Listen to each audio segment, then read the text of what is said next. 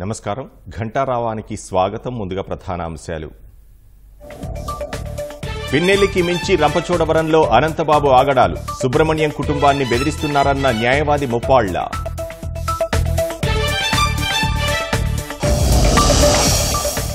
తిరుమలలో శారదాపీఠం ఆక్రమణలపై సాధు పరిషత్ ఆగ్రహం. వెంటనే నిర్మాణాలు తొలగించాలని డిమాండ్.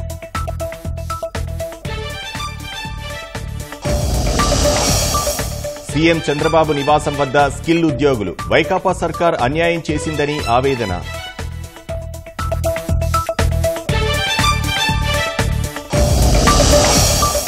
అనంతపురం మెడికల్ కళాశాల వసతి గృహంలో చోరీ. 20 లక్షల విలువైన ల్యాప్టాప్లు, సెల్ ఫోన్ల అపహరణ.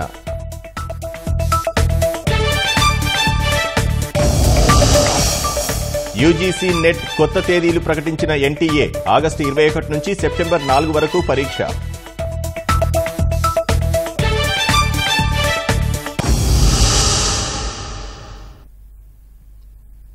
ఆంధ్ర వర్సిటీ వీసీ ప్రసాదరెడ్డి రాజీనామాతో విద్యార్థులు సంబరాలు చేసుకుంటున్నారు. భారీగా విశ్వవిద్యాలయానికి చేరుకున్న విద్యార్థులు పరిపాలనా భవనం వద్ద మిఠాయిలు పంచుకున్నారు. ఆంధ్ర వర్సిటీకి వచ్చిన ఎంపీ సీఎం రమేష్, వెలగపూడి గంటాకు విద్యార్థులు స్వాగతం పలికారు.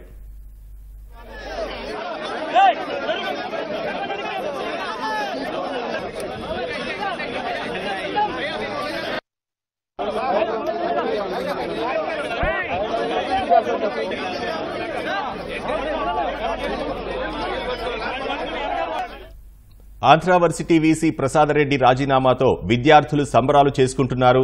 వర్సిటీని కూటమి నేతలు పరిశీలిస్తున్నారు. ప్రత్యక్ష ప్రసారం ద్వారా చూస్తున్నాం.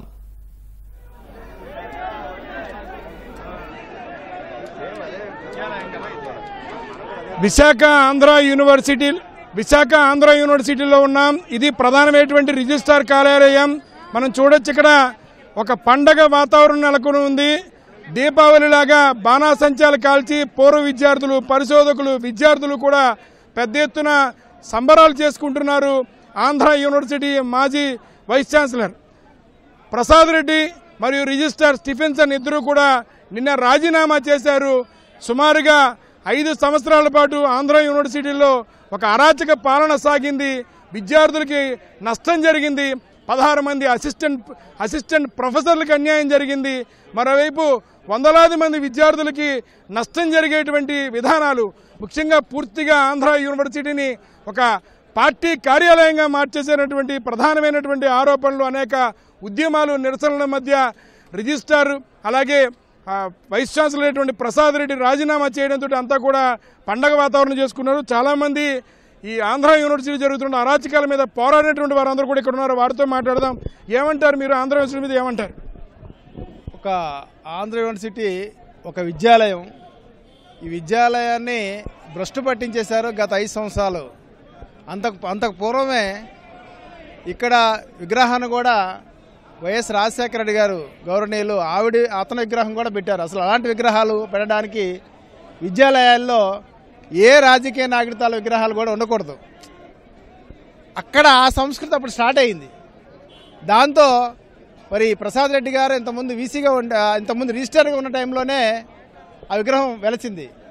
ఆ తర్వాత ఆయన వీసీగా ఇక్కడ వచ్చిన తర్వాత గత 5 సంవత్సరాలు ఈ విశ్వవిద్యాలయాన్ని ఒక వైకాపా కేంద్రంగా, వైకాపా కార్యాలయంగా ఇక్కడ నడపడం జరిగింది.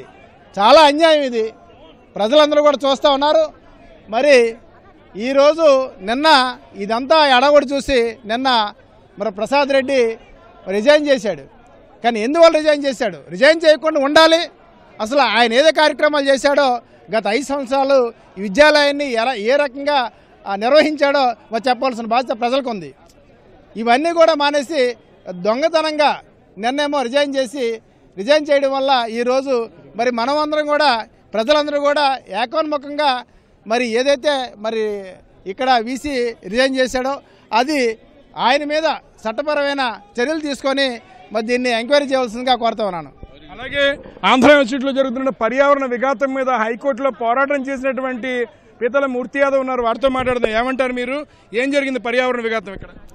ఆంధ్ర విశ్వవిద్యాలయంలో చిట్టడవులను తలపించే విధంగా ఇక్కడ ఉన్నటువంటి పెద్ద పెద్ద వృక్షాలని, దశాబ్దాల కాలం ఉన్నటువంటి వృక్షాలని అప్పుడు ఎంఆర్ అప్పారావు గారు 5 దశాబ్దాల క్రితం ఇక్కడ తీసుకొచ్చినటువంటి చెట్లు నాటినటువంటి దేశవ్యాప్తంగా ఉన్నటువంటి చెట్లు నాటినటువంటి ప్రకృతి విధ్వంసం చేసినటువంటి దుర్మార్గమైనటువంటి వ్యక్తి ఇవాళ ప్రకృతి విధ్వంసం చేసినటువంటి వ్యక్తి ఎవరు కూడా బ్రతికి బట్టకట్టిన చరిత్ర లేదు. అది ప్రసాద్ రెడ్డికే ఆ యొక్క శిక్ష విధించడం ఖచ్చితంగా ఖాయం.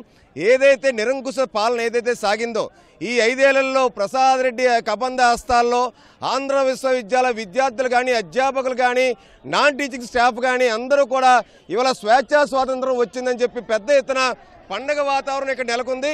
ఏదైతే రూసా నిధుల్ని దుర్వినియోగం చేశారో అదేవిధంగా వీళ్ళు యూజీసీ నిధులను కానీ అడ్జంట్ ప్రొఫెసర్స్ని అపాయింట్ చేయడంలో కానీ ఆంధ్ర విశ్వవిద్యాలయ ప్రాంగణంలోని కాంక్రీట్ జంగల్ ఏదైతే విశాఖ మాజీ ఎంపీ ఎంవీవీ యొక్క సిబిసిఎన్సి భూముల యొక్క వ్యర్థాలను తీసుకొచ్చి ఇక్కడ డంపింగ్ యార్డ్గా మార్చిన విధానాన్ని కానీ విశాఖ దక్షిణ నియోజకవర్గ శాసనసభ్యులు వంశీకృష్ణ శ్రీనివాస్ యాదవ్ ఉన్నారు. వారు కూడా ఆంధ్ర యూనివర్సిటీకి సంబంధించినటువంటి అనేక ఉద్యమాల తరపున పోరాడారు. వారితో మాట్లాడుతూ ఏమంటారు, ఆంధ్ర యూనివర్సిటీ జరిగిన అరాచకాలు ఏమంటారు, ఏం చేయమంటారు? హిట్లర్ పరిపాలన నుంచి విముక్తి కలిగినట్టుగా ఇవాళ ఆంధ్ర యూనివర్సిటీ అంతా కూడా పండుగ చేసుకుంటా ఉన్నారు. ఇవాళ మీరు చూస్తే ఎంప్లాయీస్ కానీ ఇక్కడ పనిచేస్తున్నటువంటి ప్రతి ఒక్కరు కానీ ముఖ్యంగా విద్యార్థులు కానీ ఒక పండుగ వాతావరణం ఇవాళ ఇక్కడ రావడం జరిగింది. దానికి కారణం ప్రసాద్ రెడ్డి యొక్క అరాచకాలు. ఏ రోజైతే వీసీ అయ్యారో ఆ రోజు నుంచి ఒక నలుగురిని తన పిఎలుగా పెట్టి ఇక్కడ ఏం జరుగుతుందో తనకు వ్యతిరేకంగా ఉన్న వాళ్ళని ఏరే పార్టీలో ఉన్న వాళ్ళని తను పట్టించుకున్న వాళ్ళని ఐడెంటిఫై చేయడానికి ఒక టీంని పెట్టుకొని ఒక అరాచకమైన పరిపాలన ఇక్కడ కొనసాగించాడు. కాబట్టి ఇవాళ యాక్చువల్గా అయితే ఇవాళ మేము అందరం కూడా ఇక్కడ వచ్చి ఆయన్ని ఏం చేయాలో చేద్దాం అనుకున్నాం. తనకి దురదృష్టం అదృష్టం బాగుండి ఇవాళ తప్పించుకున్నాడు. భవిష్యత్తులో చట్టాల నుంచి అయితే మాకు తప్పించుకోవాలని చెప్పి నేను తెలియజేస్తా ఉన్నా. ఖచ్చితంగా ఆయనకు శిక్ష పడుతుంది. ఆయన్ని ఎవరైతే పాలయ్యారో ఎవరైతే అరాచకాల్లో భాగస్వాములు అయ్యారో వాళ్ళందరికీ కూడా శిక్ష పడతా ఉంది. వదిలే ప్రసక్తే లేదని చెప్పేసి మీకు తెలియజేస్తా ఉన్నాం. ఈ చుట్టూన్న కంచిని తీసేస్తాం. ఇక్కడ గతంలో ఏ విధంగా ఉండేదో ఆ విధంగా ప్రశాంతమైన వాతావరణం ఒక విశ్వవిద్యాలయంగా తయారు చేస్తాం. ఇక్కడ అన్నిటికీ కూడా వైఎస్ఆర్ కేంద్ర కార్యాలయం ఇది. అందులో మమ్మల్ని కూడా ఈ కేంద్ర కార్యాలయంగా రాలేదనే ఒక కోపంతో మమ్మల్ని కూడా చాలా ఇబ్బంది పెట్టిన పరిస్థితి ఉంది ఆ రోజు. ఇవాళ ఆయన పాపం పండిన రోజు. ఖచ్చితంగా ఆ రోజు చెప్పాను నేను, నీకు పాపం పండుతుంది, అన్ని రోజులు ఒక రకంగా ఉండవు, ఖచ్చితంగా నువ్వు చెప్పు దెబ్బలు తింటావని చెప్పాం. ఖచ్చితంగా తింటాడు, ఎటువంటి డౌట్ లేదు. ఇవాళ ఉండుంటే మాత్రం తలా ఒక చేసే వాళ్ళు ఖచ్చితంగా అదృష్టం బాగుండి తప్పించుకున్నాడు. భవిష్యత్తులో ఖచ్చితంగా అలాంటి సిచ్యువేషన్స్ ఆయనకు వస్తాయి. ఆయన ఆత్మరక్షణ చేసుకోవాలి. అంతమంది చేసేవాళ్ళు 100% చట్టం తన పని తాను చేసుకెళ్తుంది. తన అరాచకాలని తనకు సహకరించినటువంటి కొంతమంది ఉన్నారు, వాళ్ళని కూడా వదిలేదు లేదు. ప్రతి ఒక్కరి మీద ఎంక్వైరీ జరుగుతూ ఉంది. చట్టం ఖచ్చితంగా అందరిని శిక్షిస్తుంది. ప్రసాద్ రెడ్డి అరాచకాలు ఇంతటితో పోవు. మళ్ళీ ఇంకొకరు ఇలాంటి చేయకూడదు. ఇది విశ్వవిద్యాలయం ఇలాగే ఉండాలి తప్ప ఇంకొక రంగం ఉండకూడదు అని ఒక ఇది రావాలి. ఇవాళ జగన్మోహన్ రెడ్డి గారు అరాచకాన్ని ప్రజలు ఏ విధంగా చెప్పారో బుద్ధి, అదే విధంగా ఇంకొక ఈసీ ఎవరు కూడా ఇలా చేయకూడదు అనే విధంగా ఈయనకి శిక్ష పడాలని చెప్పి మేము కోరుకున్నాం. ప్రధానంగా చూసుకున్నట్టయితే బీసీ చేసినటువంటి అరాచకాల మీద పెద్ద ఎత్తున నిరసనలు వినిపిస్తున్నాయి. న్యాయ విచారణ చేయడానికి కూడా సిద్ధమవడానికి ప్రయత్నం చేస్తాను. ఏమంటారు? ఖచ్చితంగా రూసా నిధుల దుర్వినియోగంలో కానీ లేదంటే యూజీసీ నిధులు కానీ ఆంధ్ర విశ్వవిద్యాలయంలో ఉన్నటువంటి ఫిక్స్డ్ డిపాజిట్లు కానీ విశ్వవిద్యాలయంలో ఉన్నటువంటి వనరులు ఏవైతే పూర్తి స్థాయిలో ఇవాళ వ్యాపార కేంద్రాలుగా ఆంధ్ర విశ్వవిద్యాలయాన్ని మార్చేశారో, ఆంధ్ర విశ్వవిద్యాలయం కాంక్రీట్ జంగల్గా మార్చేసి కావాల్సిన ఎగ్జిబిషన్ గ్రౌండ్స్గా మార్చేసి ఇవాళ పదే కోట్ల రూపాయలు దుర్వినియోగం చేసి దోచుకున్నటువంటి ప్రసాద్ రెడ్డి స్టిఫెన్ యొక్క అక్రమ నియామకం ఏదైతే ఉందో ఆ అక్రమ నియామకం కానీ వీళ్ళు పెట్టినటువంటి స్పెషల్ ఎగ్జామ్స్లో జరిగినటువంటి అవినీతి కానీ రీవాల్యుయేషన్ పేరుతో వీళ్ళు చేసినటువంటి అడ్డగోలు వ్యవహారాలు ఏవైతే ఉన్నాయో వీటన్నిటిపైన ప్రసాద్ రెడ్డి జేమ్స్ స్టిఫెన్ల పైన పూర్తి స్థాయిలో నూతన ప్రభుత్వం ఖచ్చితంగా న్యాయ విచారణ జరిపించి తక్షణమే చర్యలు చేపడతామని చెప్పి కూడా పూర్తి నమ్మకం విశ్వాసం తెలియజేస్తా ఉన్నాం. ఆంధ్ర యూనివర్సిటీ ఉద్యోగుల సంఘానికి చెందినటువంటి వాళ్ళు ఉన్నారు, ఏమంటారు మీరు చెప్పండి? మరేం లేదండి, ఆంధ్ర యూనివర్సిటీలో గతంలో ఎన్నడూ లేని విధంగా ఎంప్లాయీస్ అనేవారు ఎవరైనా చిన్న తప్పు చేసినట్లయితే వారికి చిన్న పనిష్మెంట్ ఇచ్చి ఒక వారం రోజుల్లో 10 రోజుల్లో పనిష్మెంట్ ఇచ్చి తిరిగి ఉద్యోగంలోకి తీసుకునే రీతిలో గతంలో ప్రభుత్వం ఉన్నప్పుడు జరిగేది. మరి ప్రసాద్ రెడ్డి గారు వచ్చిన తర్వాత సుమారు 15 మంది ఉద్యోగస్తుల్ని, పర్మనెంట్ ఉద్యోగస్తుల్ని, టైమ్ స్కేల్ ఉద్యోగస్తుల్ని, 28 ఉద్యోగస్తుల్ని తీసేశారు. వారి భార్య పిల్లలు వారి కుటుంబం రోడ్డున పడిపోయారు. ఈరోజు వాళ్ళందరూ కూడా పార్టీ మారిన తర్వాత వారికి ఖచ్చితంగా న్యాయం జరుగుతుందని చాలా మంది ఉద్యోగాలు కోల్పోయిన వారందరూ కూడా ఇక్కడికి ఇచ్చేసి ఉన్నారు. అలాగే ప్రసాద్ రెడ్డి గారు ఆంధ్ర యూనివర్సిటీలో ఎస్సీ ఎస్టీ ఎంప్లాయీస్ యూనియన్ అనేది ఒకటి ఉంటుంది, ప్రతి యూనివర్సిటీలో ప్రతి సంస్థలో ఉంటుంది. కానీ ఇక్కడ అది లేకుండా ఆ రూము తాళాలు కూడా తీయనివ్వకుండా మమ్మల్ని అందరినీ కూడా దళితులందరినీ కూడా బెదిరించి లాక్ చేయించి ఒక స్కూల్ పిల్లల్లాగా ఆంధ్ర యూనివర్సిటీ ఉద్యోగస్తులందరినీ కూడా స్కూల్ పిల్లలకి గేట్ ఇప్పి పంపే విధంగా ఈ యొక్క ఆంధ్ర యూనివర్సిటీ తయారైంది. ఇప్పుడున్న ప్రభుత్వం అందరికీ స్వతంత్రం ఇచ్చి ఉద్యోగాలు కోల్పోయిన వారికి ఉద్యోగాలు కల్పించి ఉద్యోగాల అవకాశాలు ఉన్న వారికి ఉద్యోగ అవకాశం కల్పించి ఈ ఆంధ్ర యూనివర్సిటీని స్వతంత్రంగా ఈ కళామ తల్లి ఒడిలో అందరూ బతికేటట్టుగా అందరూ ఉద్యోగం చేసేటట్టుగా చూస్తారని చెప్పి ఈ సందర్భంగా Andhra university SC ST and BCC association general సెక్రటరీగా నేను డిమాండ్ చేస్తూ ఉన్నాను. ఇక్కడ ఆంధ్ర యూనివర్సిటీ పరిరక్షణ సమితి తరఫున సుమారుగా 2 వారాల పాటు ఇక్కడ ప్రత్యక్షంగా పోరాటం చేసి సుమారుగా సంవత్సరాల నుంచి కూడా ఉద్యమం చేసినటువంటి డాక్టర్ సుమన్ ఉన్నారు. ఏమంటారు చెప్పండి. ఏదేమైనా ఈ యొక్క దుర్మార్గ అన్యాయ ఆర్థిక కార్యకలాపాలు చేసినటువంటి ప్రసాద్ రెడ్డి రాజీనామా చేయడంతో ఆంధ్ర యూనివర్సిటీ ప్రాంతంలో ఒకేసారి యొక్క ప్రశాంతమైన వాతావరణం తర్వాత ప్రజాస్వామ్యటువంటి చిహ్నంగా కనపడుతుంది. ఏదేమైనా రాష్ట్రంలో ఉన్నటువంటి యొక్క న్యాయ విచారణ రాష్ట్ర ప్రభుత్వము వీసీ రిజిస్టర్లపై న్యాయ విచారణ జరిపించి వీళ్ళు చేసినటువంటి తప్పులన్నింటినీ పైన కఠినంగా శిక్షించాలని ఈ సందర్భంగా నేను రాష్ట్ర ప్రభుత్వాన్ని కోరుతాను. అదే రకంగా యూనివర్సిటీలో అధికారులు లేనటువంటి వారిని రిజిస్టర్గా నియమించి అనేక రకమైన టీడీఆర్ హబ్గా ఏర్పాటు చేసి ప్యారలల్గా అనే కంట్రోల్ ఆఫ్ ఎగ్జామినర్కి ఎగ్జామినేషన్ కండక్ట్ చేయడం కూడా మన రిజిస్టర్గా టేకప్ చేయడం అనేకమైన అవకతవకలు పాటుపడిన సంగతి చూస్తున్నాం. అదే రకంగా ఎయిడెడ్ ఫ్యాకల్టీ కూడా ఎలిజిబిలిటీ లేని వాళ్ళ పాఠాలు చెప్పడం, గెస్ట్ ఫ్యాకల్టీ 200 మంది తీసేయడం, అనేక రకమైన దుర్మార్గమైన చర్యలకి ఆంధ్ర యూనివర్సిటీ నిలయంగా ఏర్పడింది. చదువుల తల్లిగా చెప్పుకోవాల్సిన ఇది ఒక అప్రజాస్వామిక విధానాలకి ఈ యొక్క ఆంధ్ర యూనివర్సిటీ వేదికగా ఏర్పడింది. కంపల్సరీగా రాష్ట్ర ప్రభుత్వం అటు చంద్రబాబు నాయుడు గారు కానీ పవన్ కళ్యాణ్ కానీ నారా లోకేష్ కానీ కంపల్సరీగా న్యాయ విచారణ జరిపించి బాధితులందరికీ న్యాయం చేయాల్సిన ఈ సందర్భంగా మేము రాష్ట్ర ప్రభుత్వం కోరుతున్నాము. మొత్తం 16 మంది అసిస్టెంట్ ప్రొఫెసర్లని విధుల్లోంచి తొలగించారు. అలా బాధపడినటువంటి బాధితులు అసిస్టెంట్ ప్రొఫెసర్గా ఉన్నటువంటి అధ్యాపకులు శ్రీనివాస్ ఉన్నారు. ఇక్కడ డాక్టర్ శ్రీనివాస్ ఉన్నారు. ఏమంటారు, ఏం జరిగింది చెప్పండి. ఇతను పరిపాలన చాలా అక్రమాలు, అన్యాయాలు, దుర్మార్గాలతో కూడుకున్నటువంటి పరిపాలన కాబట్టే నూతన ప్రభుత్వం ఏర్పడిన మరి క్షణమే కౌంటింగ్ అవుతున్న రోజు సాయంత్రమే ఈ యూనివర్సిటీ నుంచి అతను పారిపోయి 10 రోజుల తర్వాత యూనివర్సిటీలో ఉన్నటువంటి ఉద్యోగులందరూ కలిసి మా వైస్ ఛాన్సలర్ ఏమైపోయాడు అలాగని చెప్పి 3 టౌన్ పోలీస్ స్టేషన్కి కంప్లైంట్ ఇచ్చిన మరుక్షణమే అతను వెంటనే ఆ రోజు మరుసటి రోజు ఒక్క 10 నిమిషాలు వచ్చి కనుమరుగైపోయాడు. ఆ తర్వాత నుంచి ఏ రోజు వస్తున్నాడో ఏ రోజు వెళ్ళిపోతున్నాడో తెలియదు. అంత భయం నీకెందుకు వచ్చింది? ఇక్కడ ఎన్నో అక్రమాలు చేసావు కాబట్టే వీళ్ళందరి నుంచి ప్రతిఘటన వస్తుంది కాబట్టే నువ్వు పారిపోవడం జరిగింది.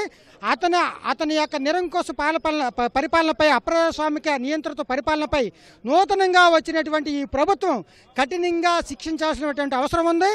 ఆ కఠినంగా శిక్షతో పాటు ఏదో 3 నెలలు 3 రోజులు సంవత్సరం జైల్లో పెట్టడం కాదు, ఈ యూనివర్సిటీకి జరిగినటువంటి నష్టాన్ని అతని ఆస్తుల నుంచి రికవరీ చేయాల్సినటువంటి అవసరం ఉంది. ఆ రకంగా చెయ్యని పక్షంలో ఆ రకంగా జరిగేంత వరకు మేము ఇక్కడ ఉన్నటువంటి విద్యార్థులు కానీ ఉద్యోగులు కానీ అధ్యాపకులు కానీ నిరంతరం పోరాట మార్గాన్ని కొనసాగిస్తారనేది మేము విజ్ఞప్తి చేస్తా ఉన్నాం. ఇటువంటి నియంత్రిత పరిపాలన చేసే ఈ వీసీ ప్రసాద్ రెడ్డి గారిని బంకర్లో దాక్కున్నా కూడా విడిచిపెట్టేది లేదు. దీన్ని మేము కోర్టు అభ్యర్థులందరూ కూడా తీవ్రంగా ఖండిస్తున్నాం. నువ్వు బంకర్లు దాక్కున్నా తీసుకొచ్చి నీకేం చేయాలో చట్టపరంగా అది చేసి పెడతాం. చాలా మంది విశ్రాంతి ఉద్యోగులు ఉన్నారు ఇక్కడ, వారితో కూడా మాట్లాడదాం. ఏమంటారు మీరు ఆంధ్ర యూనివర్సిటీలో జరిగినటువంటి అంశాల మీద, అప్రజాస్వామిక అంశాల మీద ఏం మాట్లాడతారు? ఈ రోజుని వీసీ ప్రసాద్ రెడ్డి గారు వచ్చిన తర్వాతను మనం చూస్తున్నామండి. కట్టమంచి రామలింగారెడ్డి గారు అంటే మొత్తం యూనివర్సిటీని 750 ఎకరాల స్థలాన్ని మనకి యూనివర్సిటీకి అప్పచెప్పి స్వేచ్ఛావాయువులు పీల్చుకోమని నేను చెప్పినటువంటి వ్యక్తిని కూడా అరెస్ట్ చేసినటువంటి వ్యక్తి ఎవరు అంటే వీసీ ప్రసాద్ రెడ్డి గారు. ఈరోజు ముఖ్యంగా ఆంధ్ర యూనివర్సిటీలో ఉద్యోగస్తులకి ఎటువంటి రక్షణ లేదు. ఎంప్లాయీస్కి అయితే సుమారు 100 మందికి దగ్గర ఫైన్లు వేశారు. ఫైన్లు వేసినటువంటి డబ్బులే సుమారు 50 లక్షలు 60 లక్షల రూపాయలు డబ్బులు అతను సొంత అకౌంట్కి జమ చేసుకొని అతను సొంతంగా ఖర్చు పెట్టుకోవడం జరిగింది. యూనివర్సిటీలో జరిగినటువంటి అవినీతికి ఎటువంటి అవినీతి జరిగినా సరే కానీ అతను ఇష్టారాజ్యంగానే చేశారు. వైఎస్ఆర్ కార్యాలయంగానే యూనివర్సిటీ రిజిస్ట్రార్ ఆఫీసును ఉపయోగించుకున్నారు తప్ప కనీసం ఉద్యోగస్తుల ప్రయోజనం ఉద్యోగస్తులు దగ్గర 4,000-5,000 మంది ఉన్నటువంటి యూనివర్సిటీ కమ్యూనిటీని ఎంత విచ్చలవిడిగా తను జాగీర్దారుగా ఈరోజు ఉపయోగించుకోవడం అనేది జరిగింది. ఇటువంటి నియంత్రణని ఎవరిని కూడా మనం చూసి ఉన్నాం. కోనేరు రామకృష్ణారావు గారిని చూసాం, ప్రజాస్వామ్యమైనటువంటి వాతావరణంలో యూనివర్సిటీని నడిపించారు. అలాగే వీసీ సింహాద్రి గారు కూడా నియంతగా పరిపాలిస్తున్నట్లు చూసినప్పటికీ కూడా 100 కోట్ల రూపాయలు దగ్గర యూనివర్సిటీకి మిగిలించెళ్లారు.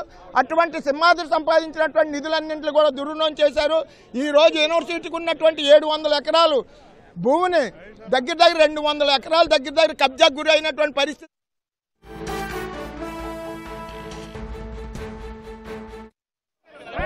ప్రసాద్ రెడ్డి రాజీనామా చేసినంత మాత్రాన అతన్ని వదిలే సమస్య లేదు. దేశంలోనే మంచి పేరున్న విశ్వవిద్యాలయాన్ని వైఎస్ఆర్ కాంగ్రెస్ పార్టీ కార్యాలయంగా మార్చేశారు. ఇక్కడి నుంచే డబ్బుల పంపిణీ కానీ వైఎస్ఆర్ పార్టీ మెటీరియల్ కానీ జెండాలు కానీ ఇక్కడి నుంచి సర్వేలు కానీ చేయడం జరిగింది.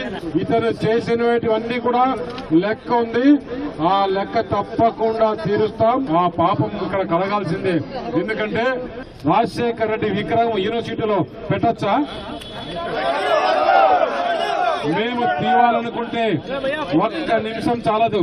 వారు చేసినట్లుగా మేము చేయం. దాని ఒక పద్ధతిగానే విద్యార్థులు ఇక్కడ ఉండే ఉపాధ్యాయులు ప్రొఫెసర్స్ లెక్చరర్స్ అందరూ అభిప్రాయం తీసుకొని కాలేజీలో ఇటువంటి పని చేయొచ్చా లేదా అనే వారి అభిప్రాయం మేరకే నిర్ణయం తీసుకుంటామని చెప్పేసి తెలియజేయండి. ఎవరైనా తనకు కావాల్సిన మనుషులు ఈ యూనివర్సిటీ సర్టిఫికేట్ కావాలి, దీంట్లో ఏదైనా కావాలనుకుంటే వాళ్ళ కోసం అకాడమిక్ షెడ్యూల్ కాకుండా ఒక స్పెషల్ ఎగ్జామ్స్ అని పెడతారు. ఆ స్పెషల్ ఎగ్జామ్స్ లో ఎప్పుడు పెడతారు, ఎందుకు పెడతారు, ఎవరు పెడతారు, ఎవరు వాల్యుయేషన్ చేస్తారు, ఏమి కూడా లెక్క లేకుండా వాళ్ళని పాస్ చేస్తారు. అవసరం వస్తే డిస్ట్రిక్ట్స్ కూడా ఇస్తారు.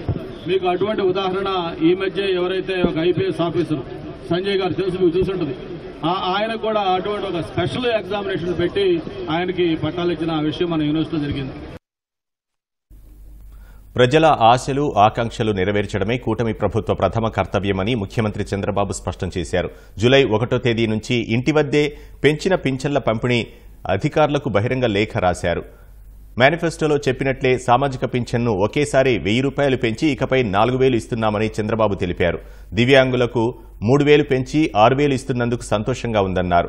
పింఛన్ల పెంపు వల్ల ప్రభుత్వంపై నెలకు 819 కోట్ల రూపాయల మేర అదనపు భారం పడుతోందని తెలిపారు. కొత్త ప్రభుత్వం ముందు అనేక ఆర్థిక సమస్యలున్నప్పటికీ ప్రజా సంక్షేమం కోసం ప్రభుత్వం ఏర్పడిన తొలి రోజు నుంచే మంచి నిర్ణయాలు తీసుకున్నామని లేఖలో పేర్కొన్నారు. ఎన్నికల సమయంలో గత ప్రభుత్వం పింఛనర్లను క్షోభపెట్టిందని, గత 3 నెలలు పింఛన్లు అందుకోవడానికి వారు పడిన కష్టాలు చూసి తాను చెల్లించిపోయానని పేర్కొన్నారు. మండు టెండలో పింఛనర్లు పడిన కష్టాలు చూసి ఏప్రిల్ నెల నుంచే పింఛన్ పెంపును వర్తింపజేస్తున్నట్లు మాటిచ్చానని తెలిపారు. అందులో భాగంగా ఏప్రిల్, మే, జూన్ నెలలకు రావాల్సిన 3,000 కూడా కలిపి జూలై 1న 7,000 రూపాయలు ఇంటికి తెచ్చిస్తున్నామన్నారు. సామాజిక పింఛన్ విధానానికి ఆద్యుడైన ఎన్టీఆర్ భరోసా పేరుతో ఇకపై పింఛన్లు పంపిణీ చేస్తామన్నారు. పెరిగిన పింఛన్లతో ప్రజలకు ఆర్థిక స్వావలంబన, భరోసా లభిస్తుందని ఆకాంక్షించారు. ఎప్పుడూ మంచి చేయాలని చూసే ప్రజాప్రభుత్వాన్ని ఆశీర్వదించాలని చంద్రబాబు కోరారు.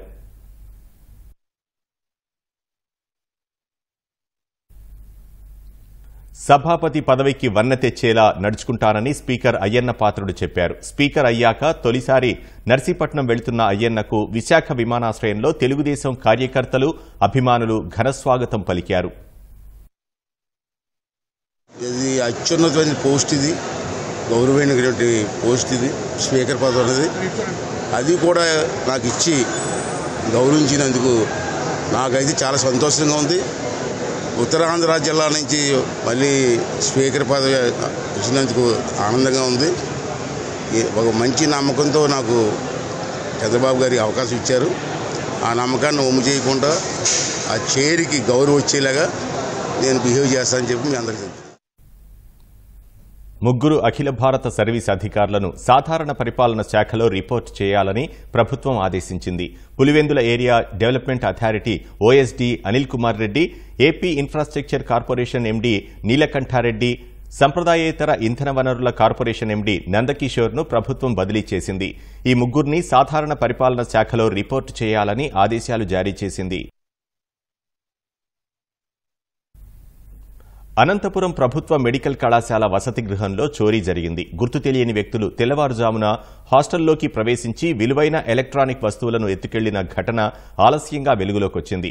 అర్ధరాత్రి వరకు విద్యార్థులు చదువుకుంటూ తెల్లవారుజామున గాఢ నిద్రలో ఉన్న సమయాన్ని గుర్తించిన దుండగులు ఏకంగా వసతి గృహంలోకి ప్రవేశించి ఎవరికీ అనుమానం రాకుండా 20 లక్షల విలువైన ల్యాప్టాప్లు, ఫోన్లు దోచుకెళ్లారు. నిత్యం సీసీటీవీల పర్యవేక్షణలో ఉన్న హాస్టల్లో దొంగతనం జరగడం విస్మయానికి గురిచేస్తోంది. తెలిసిన వారే చోరీకి పాల్పడినట్లు కొందరు అనుమానిస్తున్నారు. అయితే చోరీపై ఎలాంటి ఫిర్యాదులు అందలేదని పోలీసులు చెబుతున్నారు.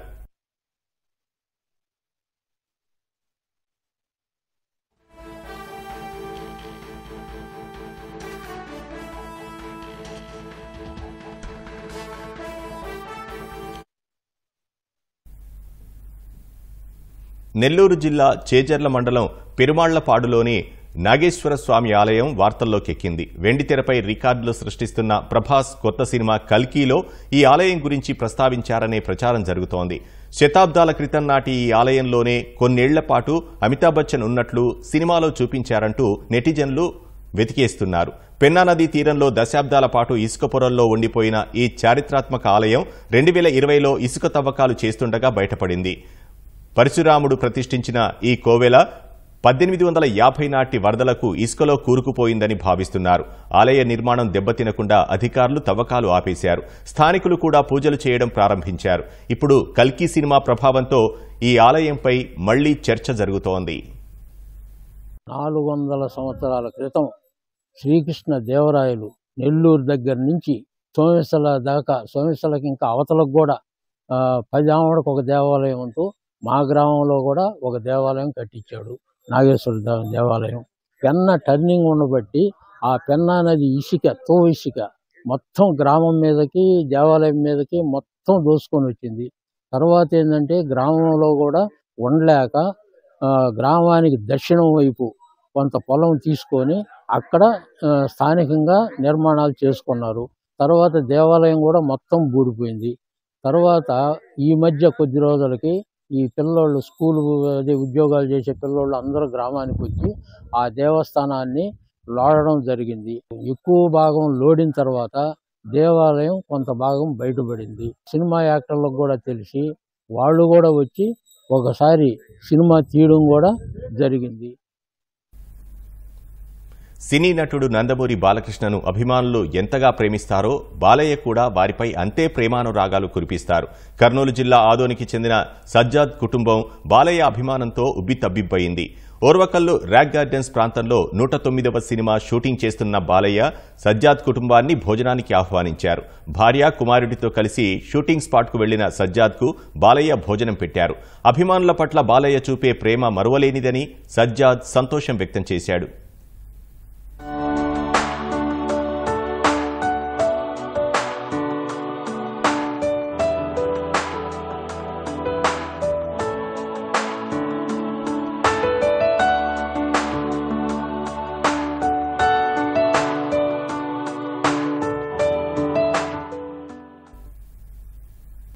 వైకాపా హయాంలో కొనసాగిన దాష్టీకాలు, అరాచకాలు, అక్రమాలు, రాజకీయ హత్యలకు సహకరించిన పోలీస్ అధికారులపై చట్టపరమైన చర్యలకు ప్రభుత్వం సిద్దమవుతోంది. చట్టాలు, నిబంధనలను పట్టించుకోకుండా వైకాపా నేతలకు బంటుల్లా పనిచేసిన వారిపై కఠిన చర్యలు తీసుకోనుంది. ప్రజలకు అండగా ఉండాల్సిన పోలీసులే బాధితులపై కేసులు పెట్టి వేధించిన వారి జాబితాను సిద్దం చేస్తోంది. వాటిపై సమగ్ర విచారణ జరిపించి బాధ్యులపై చట్ట ప్రకారం చర్యలు తీసుకోనుంది. కరోనా వేళ మాస్క్ అడిగిన పాపానికి దళిత వైద్యుడు సుధాకర్ ప్రాణాలు తీసిన ఘటన మొదలుకొని అక్కను వేధిస్తున్న వైకాపా మూకల్ని ప్రశ్నించినందుకు వారి చేతిలో హత్యకు గురైన బారుడు అమర్నాథ్ గౌడ్ కేసు వరకు అన్నింటిపైనా ప్రభుత్వం నివేదికలు తెప్పించుకుంటోంది. మిస్బా ఆత్మహత్య, దళిత యువకుడు కిరణ్ చావుకు కారణం, అబ్దుల్ సలాం కుటుంబం సామూహిక ఆత్మహత్య వంటి ఘటనలన్నింటిపైనా వివరాలు సేకరిస్తోంది. డ్రైవర్ సుబ్రహ్మణ్యం మృతదేహం డోర్ డెలివరీ కేసు నీరుగార్చడం వెనుక ఎవరున్నారన్న సమాచారం సేకరిస్తోంది. ప్రధానంగా బీసీలు, ఎస్సీలు, ఎస్టీలు, మైనారిటీలపై వైకాపా ప్రభుత్వ హయాంలో సాగిన అణచివేత, హింసాత్మక ఘటనలన్నింటినీ సమీక్షించి వాటిల్లో చట్టవిరుద్ధంగా వ్యవహరించిన పోలీసు అధికారులపై చర్యలు తీసుకోవాలని ప్రభుత్వం భావిస్తోంది.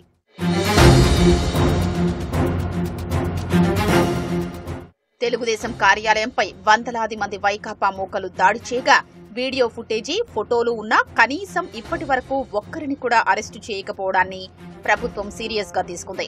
చంద్రబాబు నివాసంపైకి దండయాత్రగా వెళ్లి దాడికి తెగబడితే ఒక్కరిని అరెస్టు చేయకపోవడంపై అధికారుల్ని నిలదీస్తోంది.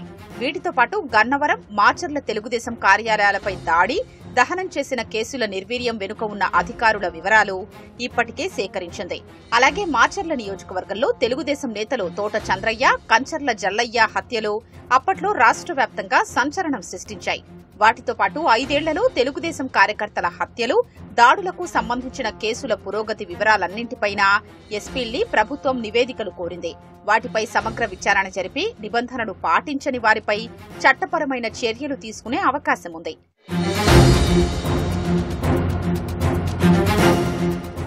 వైకాపా హయాంలో పెద్ద ఎత్తున ప్రైవేటు ఆస్తులు, గనులు, వ్యాపారాల్ని అక్రమంగా స్వాధీనం చేసుకున్నారు. దీనిలో కొంతమంది అధికారులు భాగస్వాములయ్యారు.